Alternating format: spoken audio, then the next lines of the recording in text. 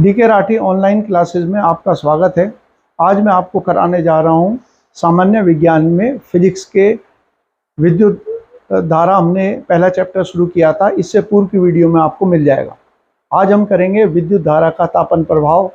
इसके अलावा जो मीटर में रीडिंग है उसकी यूनिट क्या होती है और विभिन्न जो विद्युत उपकरण हम घरों में इस्तेमाल करते हैं उनके बारे में हम पढ़ेंगे।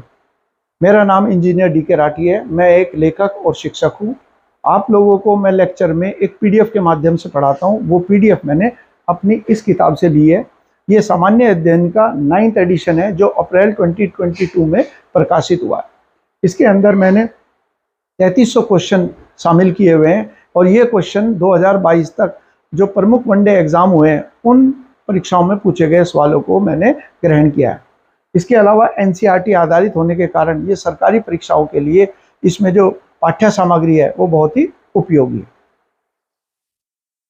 सबसे पहला जो आज का हमारा टॉपिक है वो है विद्युत धारा का तापीय प्रभाव। आप ध्यान कीजिए, मैंने आपको पहले लेक्चर्स में बताया था कि जब भी विद्युत धारा उत्पन्न होती है तो दो प्रमुख प्रभाव उसके साथ जुड़े हुए हैं। एक तो चुंबकीय प्रभाव, यानी कि चुंबकीय क्षेत्र विद्युत धारा के चारों ओर विकसित होता है, और दूसरा उसमें ताप यानी कि हीट जो है वह भी उसके द्वारा उत्पन्न की जाती है।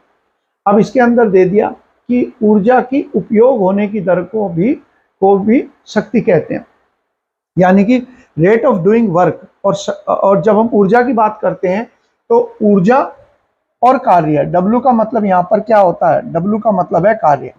तो ऊर्जा और कार्य जो है एक ही बात होती है, इसीलिए हमने इसको बराबर रखेंगे, आगे आप देखेंगे।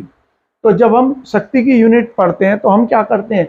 शक्ति का मतलब होता है कार्य करने की दर को शक्ति कहते हैं। तो यदि कार्य करने की दर हो वो भी शक्ति है, और क्योंकि कार्य जो है वो ऊर्जा का ही एक रूप है, क्योंकि ऊर्जा की जो यूनिट है वो भी कौन सी है? वो भी यूनिट जूल है, और जो कार्य है उसकी भी यूनिट जो है वह जूल होती है। तो इन दोनों को हम बराबर मानते हैं। इसके बाद हमने इस फॉर्मूले के अंदर एक चीज और जोड़ दी आगे जाकर। क्या जोड़ दिया कि हमने इसको लिख दिया वी क्यू। ये वी क्यू क्यों लिखा W की जगह पर? इसलिए लिखा है क्योंकि जब आपको ध्यान हो, हमने वोल्टेज पढ़ा था, तो वोल्टेज किसके बराबर होती है? एक आवेश को एक बिंदु से दूसरे बिंदु तक ले जाने में जो कार्य किया जाता है उसको हम वोल्टेज कहते हैं। तो यदि हम W निकालेंगे तो V इंटू क्यू हो जाएगा, तो हमने वी क्यू लिख दिया। और जब वी क्यू लिख दिया तो एक और फॉर्मूला आ गया Q अपॉन टी। और जब हमने विद्युत धारा की शुरुआत करी थी तो ये बताया था विद्युत धारा क्या है? आवेश के प्रवाह की दर को विद्युत धारा कहते हैं, यानी rate of flow of charge is known as current. तो यहाँ पर हम Q की जगह पर क्या लगा, इसकी Q अपॉन टी की जगह क्या कर देंगे? VI। तो इसका मतलब है पावर कितने के बराबर हो गया? पावर जो है VI के बराबर हुआ। और जब पावर VI के बराबर है तो V क्या है लिख सकते हैं हम? आप देखिए, जो ओम का सिद्धांत है वो क्या कहता है? V is equal to IR, यानी कि वोल्टेज की जितनी ज्यादा दर होगी विद्युत धारा भी उसी अनुपात में बढ़ती है, यानी कि समानुपाती होती है। तो जब हमने यहाँ पर V की जगह पर IR लिख दिया तो फॉर्मूला क्या निकल के आया? फॉर्मूला निकल के आया I²R। ठीक है।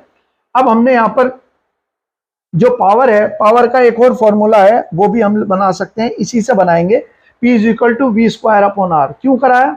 क्योंकि यहाँ I क्या है, और इस फॉर्मूले में से I क्या निकल के आएगा? ओम के सिद्धांत में I is equal to V upon R। तो अगर हमने I की जगह V लगा दिया तो यहाँ पर V² आ जाएगा, क्योंकि ऊपर स्क्वायर है, अपॉन R² आता। तो जब R² आया तो एक R ऊपर वाले R को काट देगा, यानी कि इस तरीके से है V² upon R² into R, ये आ गया।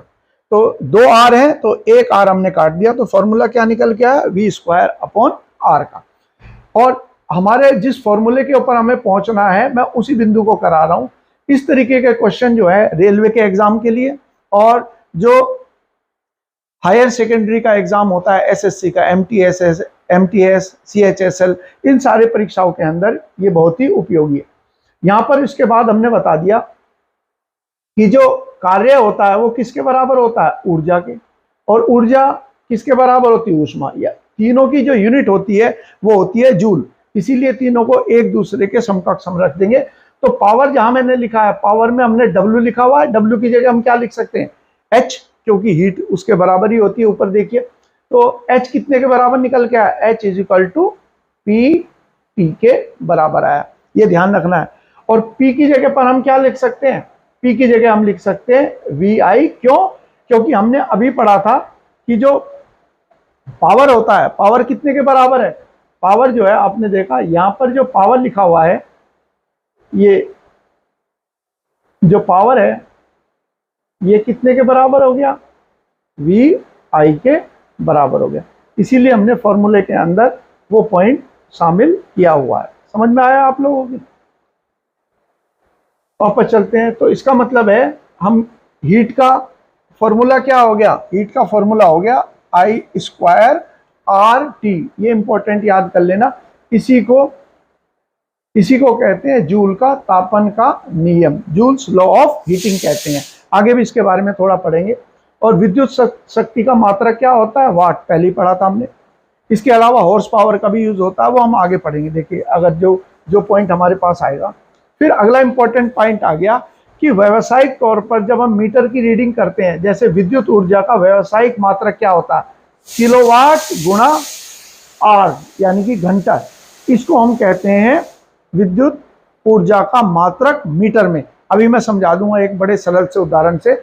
और ये कितने के बराबर होता है, ये होता है इतने जूल के बराबर, 3.6 इंटू 10⁶ जूल के बराबर। यहां पर अब हम एक उदाहरण देखेंगे। यहां पर देखिए कि जो यूनिट है, ये यूनिट KW का मतलब क्या हो गया, के का मतलब हो गया किलोवाट, ये किलोवाट के बराबर। और H जो है, H किसके बराबर है, H जो है वो समय है, यानी कि घंटे में दर्शाया जाता है। और व्यावसायिक मात्रा को, इसी को हम क्या कहते हैं, इसी को हम यूनिट कहते हैं। जब हम कहते हैं कितनी मीटर में कितनी यूनिट आई, तो यूनिट का मतलब यही होता है। अब इसके बारे में जो क्वेश्चन है, मैंने एक उदाहरण से आपको समझाने की कोशिश करी है। वो क्या है, ये आ गया कि अगर एक 60 वाट का बल्ब है, 100 वाट का बल्ब है, और 100 वाट का बल्ब जो है वो 10 घंटे के लिए जलता है। यहां पर देख लीजिए 10 घंटे लिखा हुआ। और हम ये जानते हैं कि आमतौर पर जो वोल्टेज है भारत में वो 220 वोल्ट है, ये तो हमें निश्चित ही है। तो जब हम पावर की बात करते हैं या एक यूनिट का निकालने की बात करते हैं, तो यूनिट का जो सूत्र हमने निकाला है वो क्या निकाला है, वो निकाला है हमने किलोवाट इंटू समय, घंटे में जो हम निकालते हैं, ये निकाला है। तो इसका अर्थ ये हो गया। और क्योंकि ये किस में दिया हुआ, वाट में, वाट को हम किलो, और 1 किलोवाट कितने के बराबर होता है, 1000 वाट के बराबर होता है। तो पहले तो वाट को किलोवाट में बदल दीजिए, जब हम बदलेंगे तो 1000 से भाग करना होगा। और अब हम इस फॉर्मूले के अंदर रखेंगे किलोवाट इंटू समय। तो किलोवाट कितना हो गया, 100/1000, 1 किलो जो किलोवाट में यूनिट निकालेंगे, इंटू 10, तो कितना आया, 1 यूनिट। यानी कि अगर 100 वाट का एक बल्ब 10 घंटे के लिए जलता है, तब उसके अंदर 1 यूनिट का खर्च आएगा। और यदि हम एसी की बात करें, उदाहरण के तौर पर जब हम एसी देखते हैं और कहते हैं 1 टन का एसी है, तो 1 टन का एसी जो है 1 किलोवाट के बराबर हो गया। तो 1 टन का एसी अगर चले, अगर मान लीजिए 1 टन का एसी जो है 1 घंटे के लिए चलता है, तो 1 घंटे के लिए अगर चलेगा तो किलोवाट में, क्योंकि है उसकी यूनिट 1 टन और 1 घंटा है, तो कुल मिलाकर कितनी यूनिट खर्च होगी, 1 यूनिट खर्च होगी। तो अगर कोई 1 किलोवाट का एसी 24 घंटे चलता है, तो 24 घंटे 24 यूनिट उसमें खर्च होगी। अगर 2 किलोवाट का या 2 टन का एसी है, तो अब दुगना लगा देंगे, यानी कि 1 घंटे अगर वो चलेगा तो कितनी यूनिट उसके अंदर खर्च होगी, 2 यूनिट उसके अंदर खर्च होगी।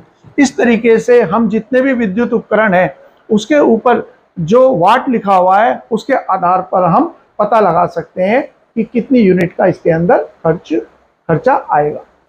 फिर हो गया विद्युत का, ये तो फॉर्मूला मैंने आपको बता ही दिया कि ये जो फॉर्मूला है ये है जूल के तापन का नियम, जिसको चाहे तो VIT लिख लीजिए जैसा दिया गया हो, मान लीजिए जो क्वेश्चन है उसके अंदर वोल्टेज दे दिया, उसके अंदर करंट दे दिया और उसमें समय दे दिया गया, तब आप हीट निकाल सकते हैं। और मान लीजिए उन्होंने वोल्टेज नहीं दिया और रेजिस्टेंस या प्रतिरोध दे दिया, तो ये फार्मूला आप लगाकर उस क्वेश्चन का आंसर निकालेंगे।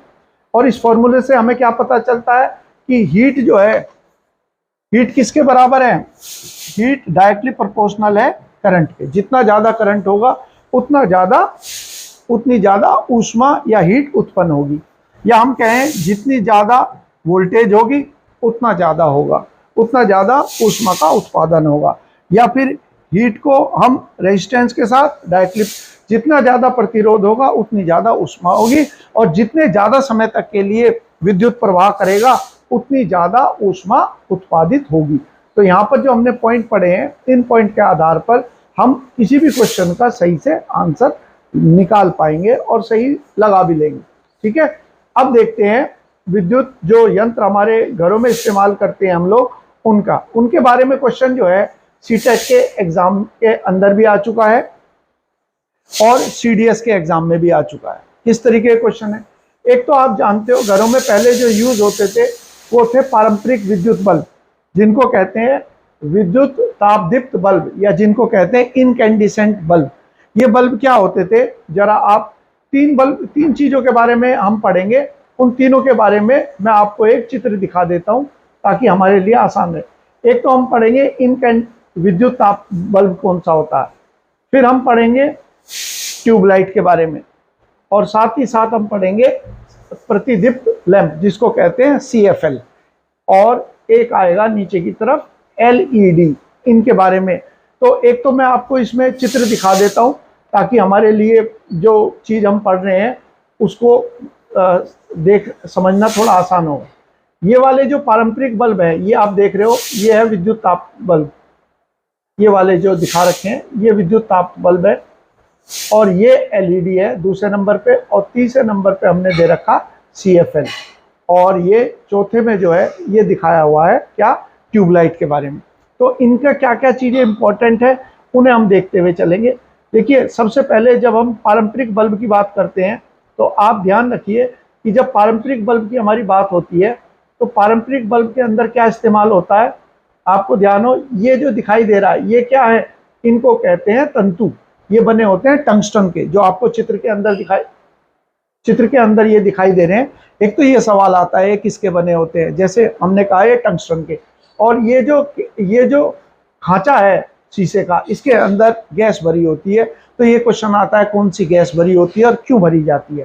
पारंपरिक बल्ब में टंगस्टन का इस्तेमाल किया जाता है। टंगस्टन वो धातु है जिसके गलने का जो तापमान है, पिघलने का तापमान, वह होता है 3500 डिग्री सेंटीग्रेड, और जो बल्ब होता है उसके अंदर तापमान बढ़ता है 3000 डिग्री सेंटीग्रेड तक। यानी कि टंगस्टन जो है वो पिघलेगा नहीं, इसीलिए इसका इस्तेमाल किया जाता है। और ये तंतु जो होता है एक प्रतिरोध की तरह कार्य करता है। तो जब करंट प्रवाहित होता है तो ये जबरदस्त उसका प्रतिरोध करता है, जिसकी वजह से वो तप्त हो जाता है, और तप्त होने के बाद वो प्रकाश उत्पन्न करता है। विद्युत धारा को ऊष्मा में परिवर्तित करता है, तंतु दहन करके लाल हो जाता है जिससे प्रकाश उत्पन्न होता है, और तंतु को जलने से बचाने के लिए बल्ब में एक अक्रिय गैस जो प्राय आर्गन और नाइट्रोजन का मिश्रण होती है वो भरी होती है। ये जरूर ध्यान रखना, SSC का क्वेश्चन है। नाइट्रोजन और अक्रिय गैस आर्गन क्या होती है? इनकी बाहरी कक्षा, खासतौर से आर्गन की बात करें, एक ये अक्रिय या निष्क्रिय गैस है जिसे नोबल गैस कहते हैं, इनर्ट गैस कहते हैं। इनकी बाहरी कक्षा जो है इलेक्ट्रॉन से पूर्ण है, जिसकी वजह से ये क्रिया नहीं करते। होता क्या है कि जब ये,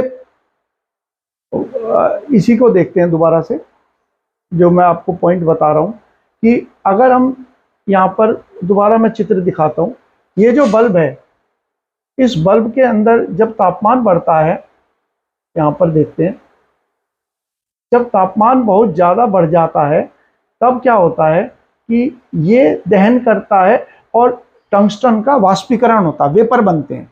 ये वाष्प जो है ये ऊपर की तरफ जाकर, यदि आपने कभी देखा हो तो ऊपर की तरफ जो है बल्ब के ऊपर काला काला सा दिखाई देता है। तो काले क्या होते हैं? ये जो टंगस्टन है इसके वाष्प बनकर ऊपर चले जाते हैं। आर्गन क्या करता है? ये इस वाष्प को पुनः टंगस्टन के साथ संयोजित कर देता है, जोड़ देता है, जिसकी वजह से टंगस्टन धातु जो है वो लंबे समय तक कार्यरत रहता है। यदि ऐसा ना हो, यानी कि इसके अंदर हम नाइट्रोजन या आर्गन का उपयोग ना करें, तो ऐसे में जो टंगस्टन है इसका क्षरण बहुत अधिक हो जाएगा और ये जल्दी नष्ट हो जाएगा। इसलिए गैसें जो है इसके अंदर भरी जाती हैं, ये जरूर ध्यान रखना है। दोनों गैस और 90% जो होती है इसके अंदर, 90% जो है वो होती है नाइट्रोजन और लगभग 10% जो है इसके अंदर आर्गन का इस्तेमाल, ये आर्गन है। तो दोनों में विकल्प आए तो आप नाइट्रोजन गैस को इंपोर्ट कर देना, ये पहला आंसर होगा हमारा। और इसका सबसे बड़ा नुकसान क्या है, क्यों इसका इस्तेमाल धीरे धीरे खत्म होता जा रहा है? क्योंकि ये केवल 5 से लेकर 10% तक ही विद्युत ऊर्जा को प्रकाश ऊर्जा में परिवर्तित करती है, अन्यथा बाकी सबका क्षरण होता है हीट या ऊष्मा के रूप में। इसके उच्च तापमान पर टंगस्टन का वाष्पीकरण होता है, जो मैंने अभी आपको समझाया, जिसकी वजह से कुछ परमाणु पृथक होकर जो है कांच की सतह पर चिपक जाते हैं और सतह को क्या कर देते हैं, काला कर देते हैं, जिसकी वजह से हमें क्या करना पड़ता है, जिसकी वजह से आर्गन गैस के का इस्तेमाल किया जाता है, जो टंगस्टन के जो उन अणुओं को जो अलग हुए हैं उनको अलग हुए परमाणुओं को वापस परावर्तित करके टंगस्टन से संयुक्त कर देते हैं। इससे टंगस्टन का जो जीवन है वो ज़्यादा समय तक रहता है और वो बल्ब जल्दी खराब नहीं होता, ये पॉइंट ध्यान रखना है। और विद्युत बल्ब का आविष्कार किसने करा, ये तो हम सब जानते ही हैं, फिर भी याद कर लेना, थॉमस एडिसन का नाम आता है। इसके अलावा विद्युत इस्त्री और विद्युत हीटर, ये भी एग्जाम्पल किस चीज़ के हैं, हीट उत्पन्न करने के। तो यहाँ पर आमतौर पर जो तार इस्तेमाल होते हैं निक्रोम के तार होते हैं, और इसे हम किस तरीके से लिखते हैं, निक्रोम। आमतौर पर ये जो है ये होता है मिश्र धातु निक्रोम, और इसमें मुख्यतः कौन से धातु होते हैं, क्रोमियम और निकल, इसीलिए इसको निक्रोम कहा जाता है ना, निकल क्रोमियम आदि का मिश्रण, जो मैंने आगे की तरफ लिख भी दिया आपको। इसके बाद आती है ट्यूबलाइट। ट्यूबलाइट के अंदर, ट्यूबलाइट का क्वेश्चन आया यूपीपीसीएस में कि ट्यूबलाइट के अंदर कौन सी गैस का इस्तेमाल होता है। तो यहाँ पर ये ध्यान देने योग्य बात है कि यदि हम किसी ऐसे उपकरण की बात कर रहे हैं जिसकी बाहरी सतह के ऊपर हमने सफ़ेद सी परत देखते हैं, जैसे उदाहरण के तौर पर फिर दोबारा से देखते हैं, यहाँ पर देखिए आप, ये जो एलईडी है, तो एलईडी में भी हम क्या देखते हैं कि एलईडी में भी बाहर की सतह के ऊपर क्या होता है, ये सफ़ेद रंग का सफ़ेद परत चढ़ी होती है, और इस सफ़ेद परत को जो हमें किस जगह दिखाई देता है, अगर आप देखेंगे तो हम ये सफ़ेद रंग की परत चढ़ी है, फॉस्फोरस की होती है। तो अंदर की तरफ जो होता है इसमें भी, चाहे हम बात करें इसकी एलईडी लाइट की और या बात करें ट्यूबलाइट की, ट्यूबलाइट जो होती है, ये तो मैंने नीचे का स्ट्रक्चर दिखा रखा है, ट्यूबलाइट जो होती है उसके ऊपर भी सफ़ेद रंग की फास्फोरस की परत चढ़ी होती है। तो इनमें क्या होता है, इनमें ब्लास्ट होता है, यानी कि जो अंदर गैस भरी हुई है इसमें, और CFL के अंदर क्या नुकसानदायक गैस है, वह गैस जो है पारा कहलाती है। तो इसकी सबसे बड़ी खामी जो है वो ये है कि पर्यावरण की दृष्टि से नुकसानदायक है। हालांकि यदि हम कहें ऊर्जा की बचत के दृष्टि से, तो पारंपरिक जो बल्ब हैं जो अभी आपने पढ़े थे उनकी तुलना में ये लगभग 4 गुना कम बिजली का इस्तेमाल करती है, और उससे 4 गुना ज़्यादा जीवन काल है, और प्रकाश भी लगभग 6 गुना अधिक उत्पन्न करती है। इसका मतलब है कि अगर हमने इस्तेमाल करा 60 वाट का बल्ब, जो पारंपरिक बल्ब इस्तेमाल करते हैं, तो हमें यहाँ पर 13 से 14 या 15 वाट की अगर हम CFL इस्तेमाल करेंगे तो वो उतनी ही ऊर्जा उतना ही प्रकाश उत्पन्न करेगी, और ऊर्जा की खपत जो है वो 4 गुना कम होगी। तो यहाँ पर आपके लिए इंपॉर्टेंट क्या है, जैसे NDA के एग्जाम में आ गया कि CFL का फुल फॉर्म क्या है, तो इसका पूरा फुल फॉर्म जो है कॉम्पैक्ट फ्लोरोसेंट लैंप कहलाता है। और जो इसका क्वेश्चन आया CTET के एग्जाम में, पर्यावरण के जो क्वेश्चन आते हैं उसमें कहा इसका 4 उन्होंने विकल्प दिए थे, और उसमें पूछा किसमें कौन सा पर्यावरण के लिए हानिकारक है। तो CFL जो है ये पर्यावरण के लिए इसलिए हानिकारक है क्योंकि इसके अंदर पारे का इस्तेमाल किया जाता है। तो सामान्य प्रकार के बल्ब में तंतु को गर्म किया जाता है, और ऊष्मा से तंतु अत्यधिक गर्म होने पर प्रकाश उत्पन्न, जो आपने पढ़ा था पारंपरिक बल्ब। हमारा यहाँ है इस CFL में क्या होता है, आर्गन और पारा। तो ये ध्यान रखना है, CDS के एग्जाम में भी क्वेश्चन है, CTET के एग्जाम में भी क्वेश्चन है। ये जो पारा है ये पारा हमें पारंपरिक बल्ब में नहीं मिलता। बस उसका नुकसान ये है कि बिजली की खपत ज़्यादा है और गर्मी ज़्यादा पैदा करता है इससे। और जब इसमें ब्लास्ट होता है, आर्गन और पारे के वेपर जो गैस होती है अंदर, वाष्प होता है उसमें, तो इससे पराबैंगनी प्रकाश उत्पन्न होता है, अल्ट्रावायलेट। और अल्ट्रावायलेट को हमारी आंखें देख नहीं पाता, और ये टकराता है फिर बाहर की सतह पर। और वो सतह किसकी बनी होती है? फास्फोरस की। जब उससे ये टकराता है तो ये दृश्य प्रकाश के अंदर परिवर्तित होता है। तो पारंपरिक विद्युत बल्ब की तरह CFL के टूटने पर हानिकारक पारे का उत्सर्जन होता है। तो यहाँ पर हम कह रहे हैं विद्युत बल्ब जो है इसमें पारे का इस्तेमाल नहीं है। पारे का इस्तेमाल कहाँ हो रहा है? इसके अंदर। तो इस लाइन को आप जरूर ध्यान रखना। और यहाँ पर जो दिखा है पारंपरिक विद्युत बल्ब की तरह CFL के, तो यहाँ पर ये इससे को हम काट सकते हैं, पारंपरिक विद्युत बल्ब की तरह नहीं कहेंगे, यहाँ पर आएगा CFL के टूटने पर हानिकारक पारे का उत्सर्जन होता है। अगला जो हमारा है, जो आजकल चल रहा है खूब, लाइट, जैसे हम देखते हैं कि बल्ब भी आने लगे जो घरों में इस्तेमाल होते हैं, वह कहलाता है LED।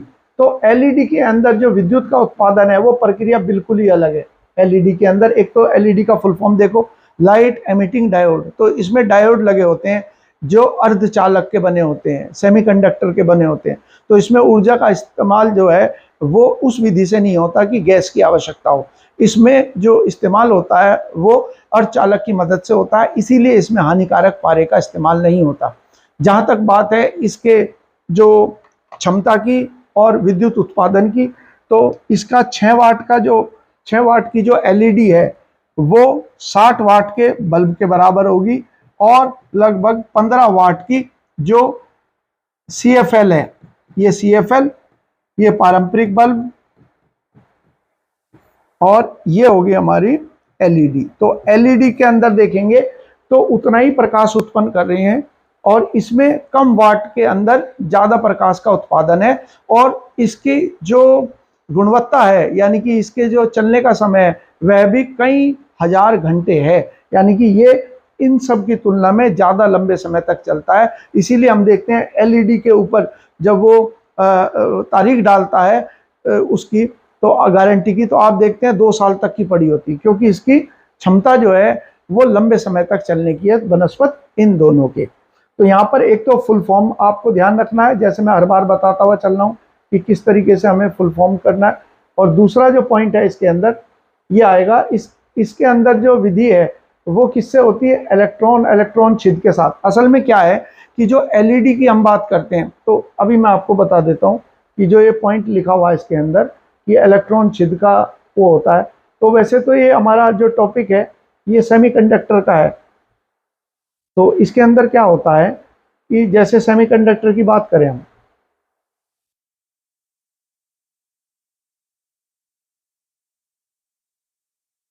मैं अभी बताता हूँ।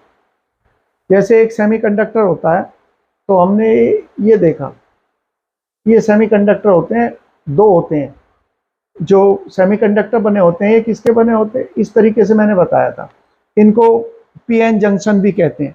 तो इनमें क्या होता है, इनके अंतर्गत होता है कि इधर की तरफ तो एक चार्ज तो होता है पॉजिटिव, यानी कि इलेक्ट्रॉन का प्रवाह हो रहा है इस दिशा से, और एक चार्ज जो है निगेटिव। तो ये जो हिस्सा है जहां पॉजिटिव है, इसका मतलब इलेक्ट्रॉन चले गए। इलेक्ट्रॉन चले गए तो उनकी सीट खाली होगी, इनको कह रहे हैं इलेक्ट्रॉन। इन्हीं पॉजिटिव वाले को हम कहते हैं इलेक्ट्रॉन छिद्र। तो यहाँ पर जब इलेक्ट्रॉन प्रवाहित होते हैं इससे इस दिशा में, कब होते हैं? जब हम इसको बैटरी के साथ में जोड़ देते हैं। यहाँ पर हमने बैटरी के साथ में इसको जोड़ दिया, तो जब हम बैटरी के साथ में इसको जोड़ते हैं तब जाकर ये उत्पादित होती है।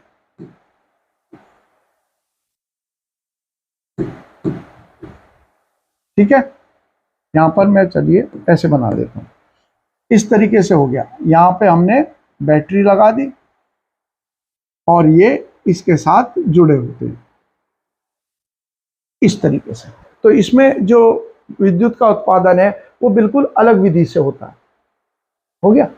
तो यही मैंने पॉइंट बताया कि इलेक्ट्रॉन छिद्र के साथ पुनर्जोड़ करते हैं इस क्रम में, और इस क्रम में फोटोन उत्पन्न होता है। फोटोन जो होता है वो यूनिट होती है प्रकाश की। फोटोन उत्पन्न करते हैं, इससे इसमें तंतु का प्रयोग नहीं होता। ठीक है, तो एक तो ये हो गया, तंतु का प्रयोग नहीं होता। और इसके अंदर जो हानिकारक वो होता है पारा,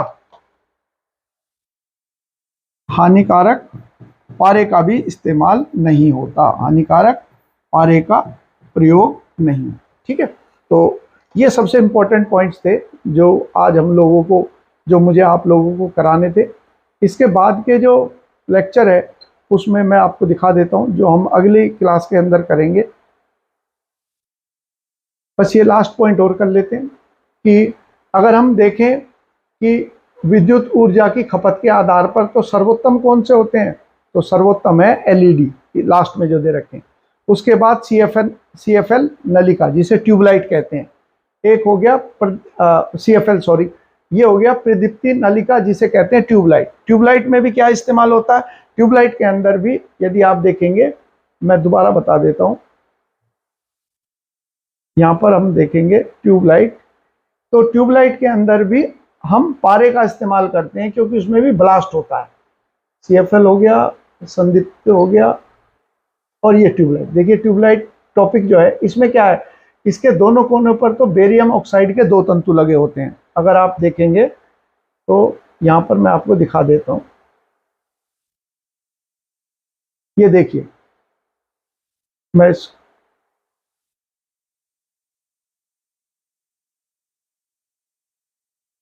यहां पर जो कोने पे 2 तंतु हैं,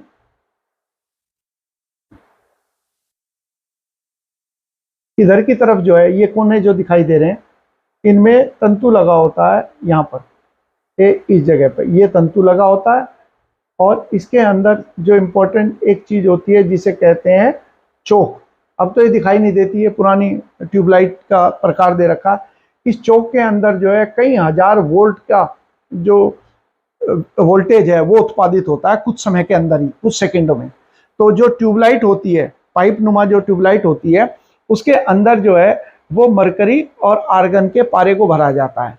तो जब इतनी ज़्यादा वोल्टेज उत्पन्न होती है कि वो तप्त हो जाती है, तो गर्म होने के बाद जब वो बाहर की फॉस्फोरस की परत के ऊपर टकराती है तो वो दृश्य प्रकाश में परिवर्तित होती है। तो इसका सबसे बड़ा नुकसान क्या है, इसका भी सबसे बड़ा नुकसान वही है कि इसके अंदर भी कौन सा इस्तेमाल होता है, इसके अंदर पारावाष्प का इस्तेमाल होता है।